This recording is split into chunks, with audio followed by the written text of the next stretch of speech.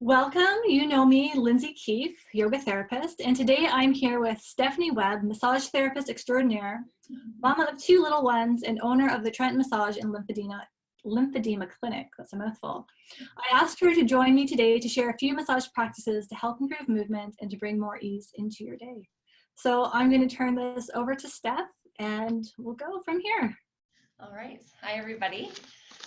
So today we're just going to start out with some stretching and an exercise that you can do for trying to release some tight muscles through the front of the chest.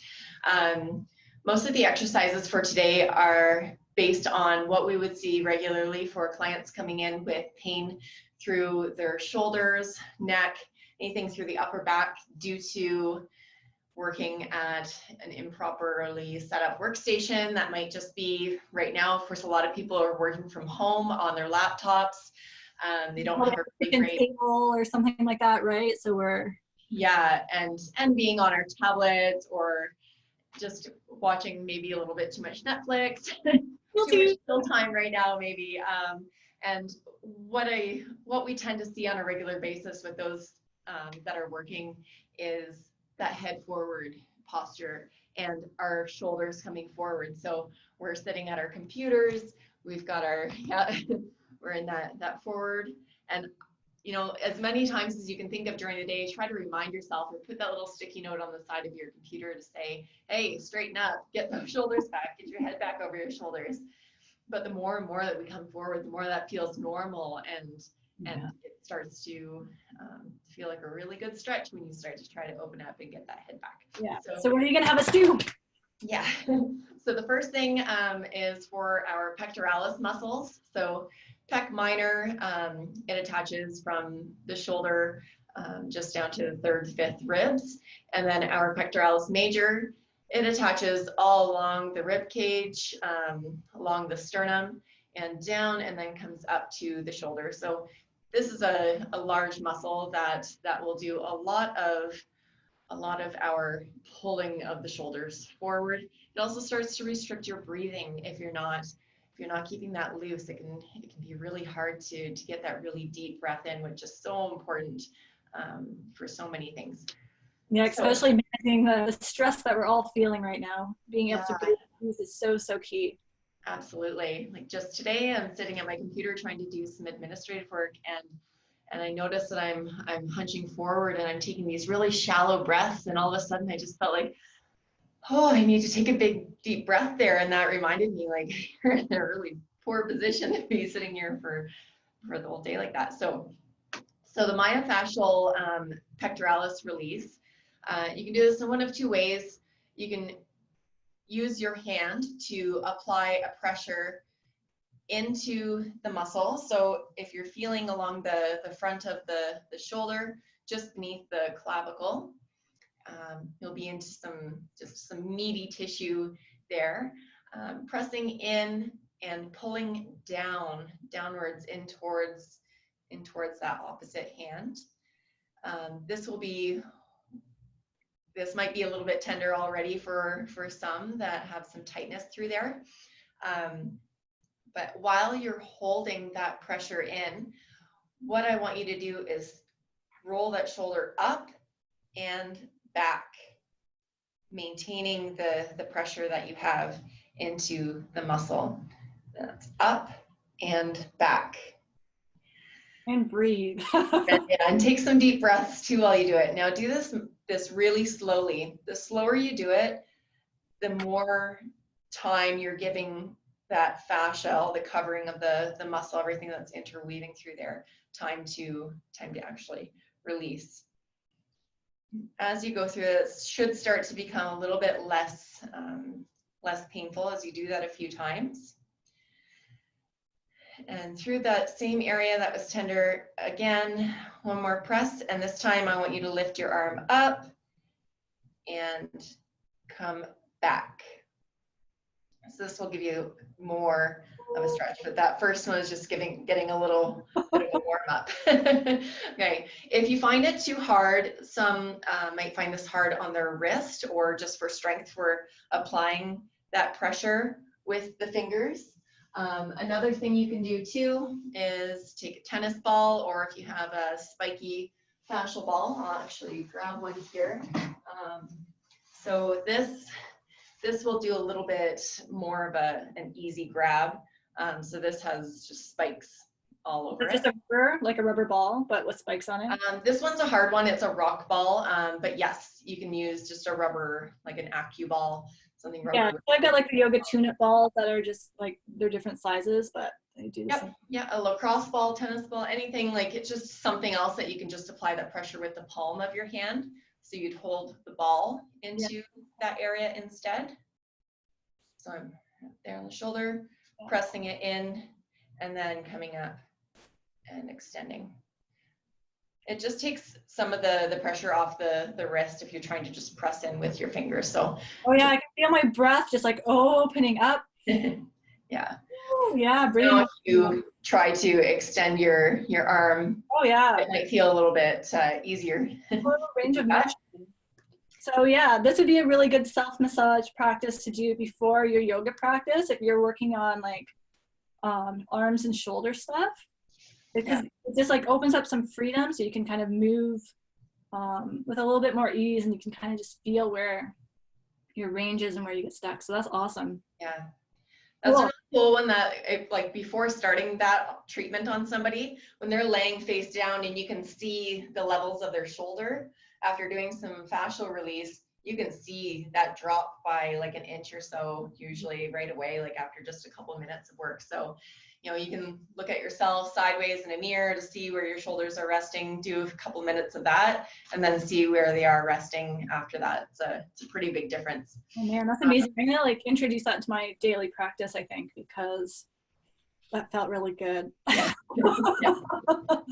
So you can work that around like all the way under the, like into the side of the body, like side of the rib cage, under the armpit, and just keep working across there, so pressing in and pulling down, pressing in and pulling down. Yeah, the pec major, you could grab it and then do that same movement as well, or you can press in and pull down. So yeah, it would be the same. You're doing the same thing, just a little bit more fascial if you're doing the pressing in, pulling down versus holding the muscle belly to come through. So yeah, that's awesome. Okay, next one.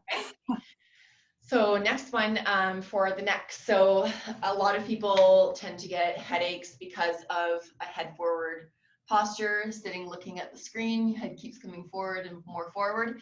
And while you're doing that, the natural curve of our spine is a C. And that's what we want, is a C shape, and that's what keeps our head back over our shoulders. If you bring your head forward, you're losing that. So Lindsay's losing that C shape by letting her head come forward and coming more into a straight. So as she brings her head back, it comes more into that proper C shape again.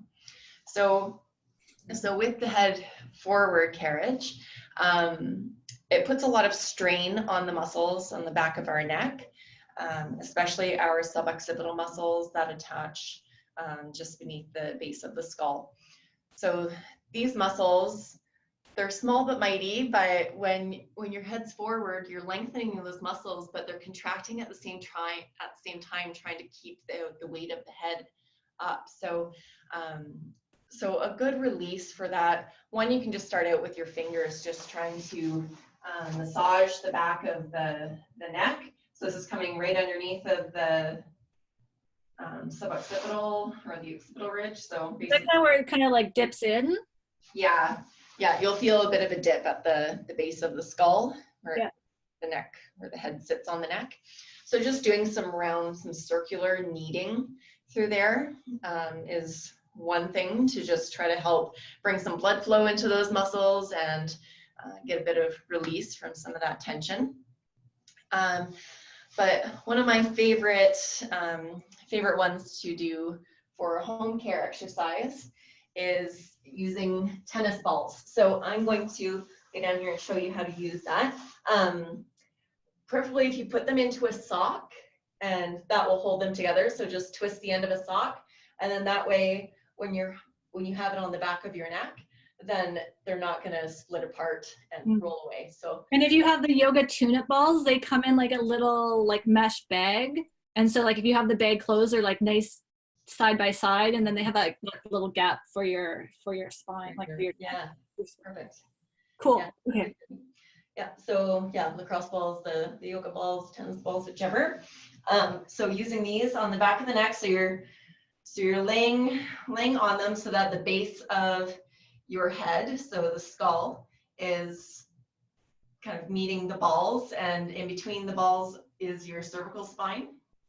So you can lay back, allow that pressure back on the balls, and then yeah, it definitely works better having you can just hold them together, or again use the sock, and rolling your neck over the balls by just doing the yes up and down over the balls. You can just lay back and apply pressure by pushing your head back into the balls a little bit there as well, and that can do some release on the tightness.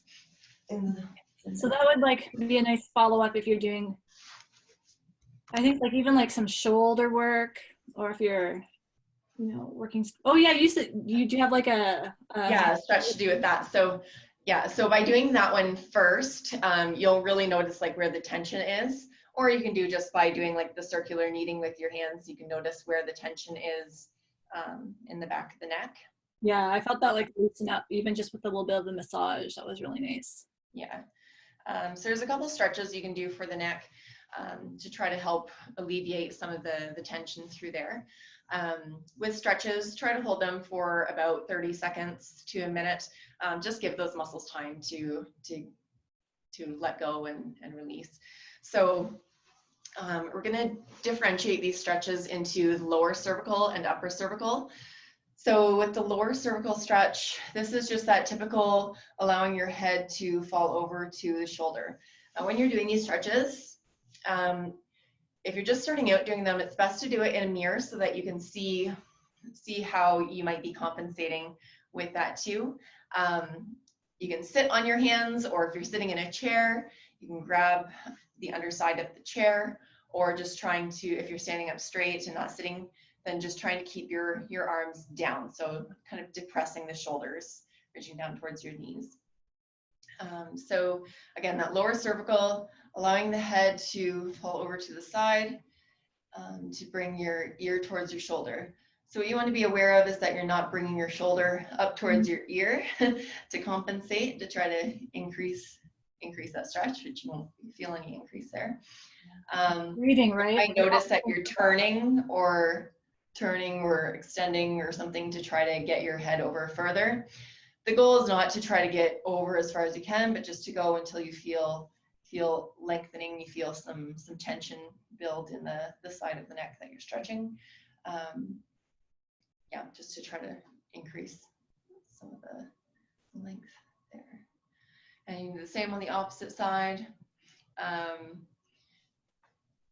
There's multiple, just depending on which muscle you want to really get to. You can do different, coupling it with different actions. So from that ear to shoulder, you could turn your head to the opposite side. It's going to get more through the front part of the neck, kind of looking up with your head over.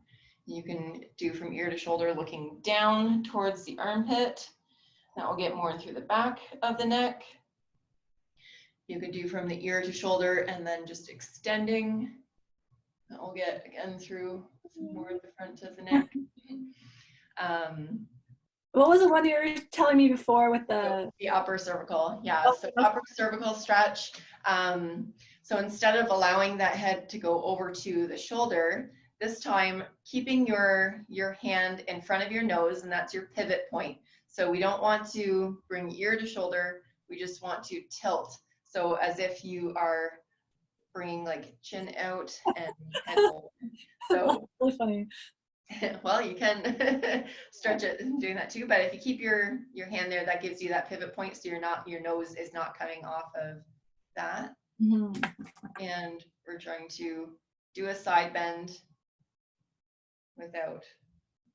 Yeah, we just want to watch too that like as you pivot your head, that the shoulders don't start to go. Because notice what happens if I start my shoulders. So my head, it looks like it's going, but it's not actually doing anything, right? So you got to keep the shoulders. Yeah, keep everything straight. Bring those shoulders down. So yeah, doing this in front of a mirror would definitely be worthwhile. So you can feel. What you should be able to get is you should be able to get about a 45-degree movement. I definitely have a little bit of restriction going to my right. I can feel that pull right underneath, kind of at the outside. That would be my superior oblique. Pardon? I feel it like more down here. Down there? Okay, so if you're getting, okay, you're cheating over. You're cheating over. You're coming off center. So just if you need to try to do it like where you're just pushing your chin or keeping your head. Okay, yeah, now I feel it here. Okay. Yeah, I was compensating. Yeah. That's what it's for. It's a small movement. It's kind of a little bit harder to do, even harder to get just the rotation. If you're trying to do rotation of the upper cervical, if you flex, so pointing your nose down towards your chest and then rotate. And then rotate.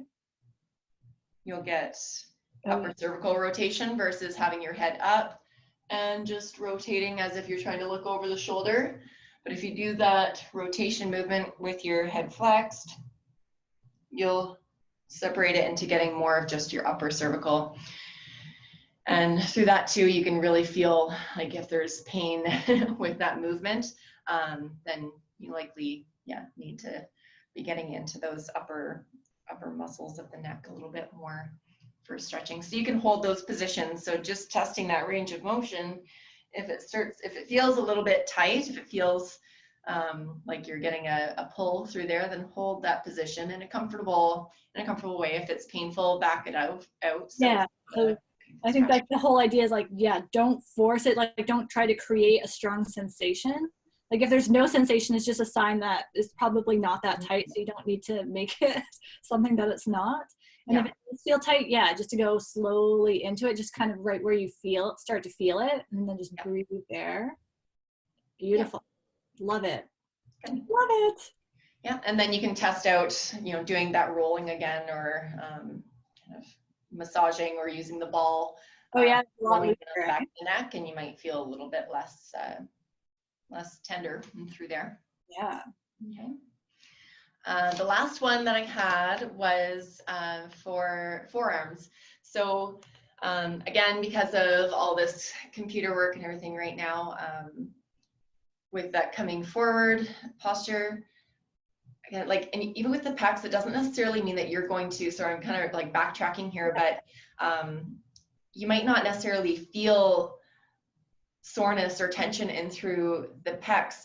Where you are likely going to feel pain is going to be in the upper arm, and that's where the pecs are inserting to. So right through, whether it's the bicipital groove, it's kind of a tender spot right along the front, the bicipital groove, through the front of the shoulder. Anyway, so sometimes that can become painful because of the pecs being tight and just being in that rounded position for too long. So doing some of that pec release can help a lot with shoulder pain as well. Yeah, and then if you've worked with me and you've done a yoga therapy with me, doing the isolated shoulder blade movement where your arm's being held out to the side, or like some rotation of the upper arm, even like extension. That's all going to be like good movement to follow up after doing the release, because then we're establishing, new neuromuscular patterns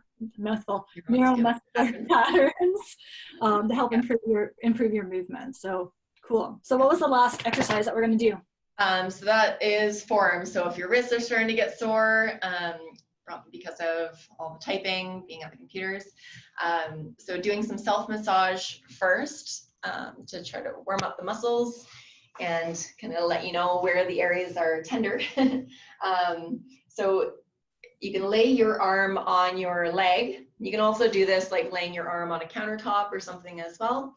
It's just similar to rest the arm so that it's resting and you're not holding it up trying to do this, because then the muscles aren't relaxed.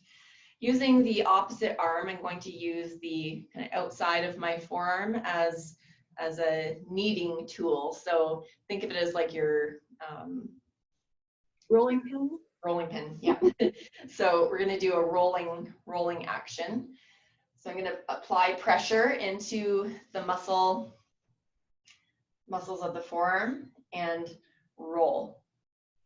Apply pressure in and roll. Pressure down and roll. And just kind of overlapping those areas as you go down, and just slowly work your way down. I can start to feel some tenderness as I get into the lower part of my forearm. So I'm just going to do some extra rolling through there to just keep working through the area that is tight. Then you can turn your forearm over. You can do the same thing on the back of the forearm as well. Just rolling down. My arms are so bony. You can apply like a lotion or oil on your arm as well and just strip. So you're just applying a pressure straight down and through as well. You can do it dry as well, but it feels nicer with the lotion.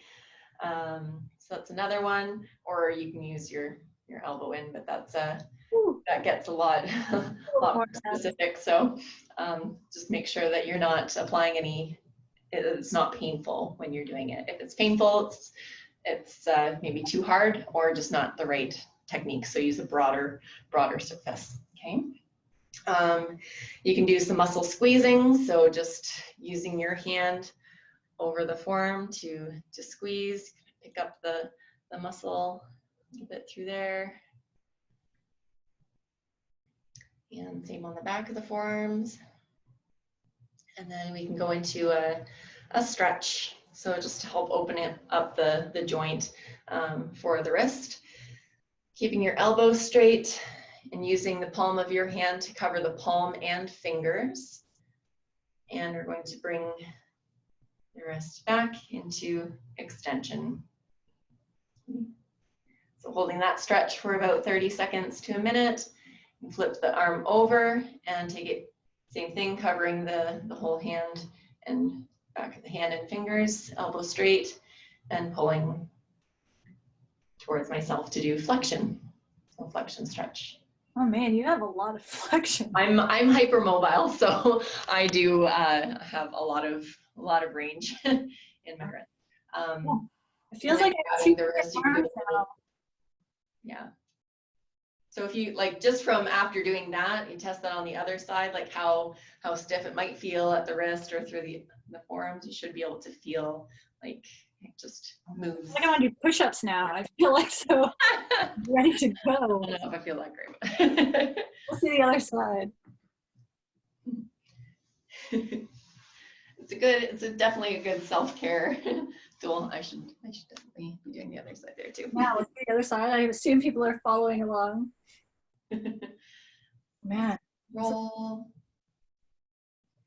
Yeah, so like if you have a yoga practice where you're doing any kind of like weight balancing, whether you're like in a tabletop doing cat-cow or plank, or if you're doing more advanced stuff like downward dog or even like other arm balances, this would be a good kind of practice to bring more ease into like your hands and the connection between your hands and your shoulders. Mm-hmm. Yeah. Yeah. Yeah, and for somebody that has difficulty doing even just downward dog, anything that you're having to apply that pressure, being able to get some work done in through the forearms first, so that you're able to apply that pressure through your full palm and fingers and not Yeah, and that's why I love to like doing work with the pecs and your neck, because it's all connected, right? So if we don't have a range of motion to bring our arms overhead and support the weight of our body, or even like any kind of flexion, and then if we're adding load to that, I'm gonna stretch while I'm talking here. Yeah, that can create a lot of other issues and pain concerns. So making sure that you have the appropriate range and that you are applying the appropriate amount of load so you're not overtaxing your system, right? Yeah.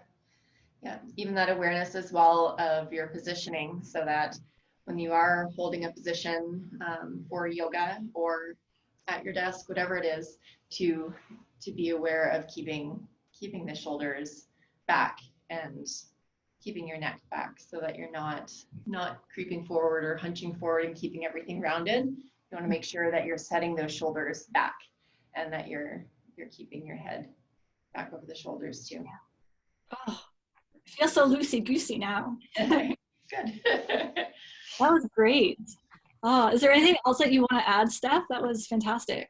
That's all I had on the list for today, but we'll come up with other little strengthening exercises and stuff that I'll post on my Instagram account. It's Trenton Massage, and then that'll post over onto Facebook as well. So you can find any of our little videos on self-care at our page at Trenton Massage. Awesome, amazing. So I will share that either below or in the comments when I share this. And thanks so much for taking time to teach us those skills. I think that's like super, super helpful. As a yoga therapist, like we use balls and stuff to help release, but like actually talking to someone who's, you know, understands it on a deeper level and how everything is connected is super, super helpful. And I think it's great to be able to introduce some self-care practices like self-massage before we go into like any kind of movement practice, whether you're lifting weights or doing CrossFit or yoga or physio or anything like that. So thank you so much for sharing, and we'll have to do this again. Yes. Have a All good right. day. Thanks. Bye. Bye.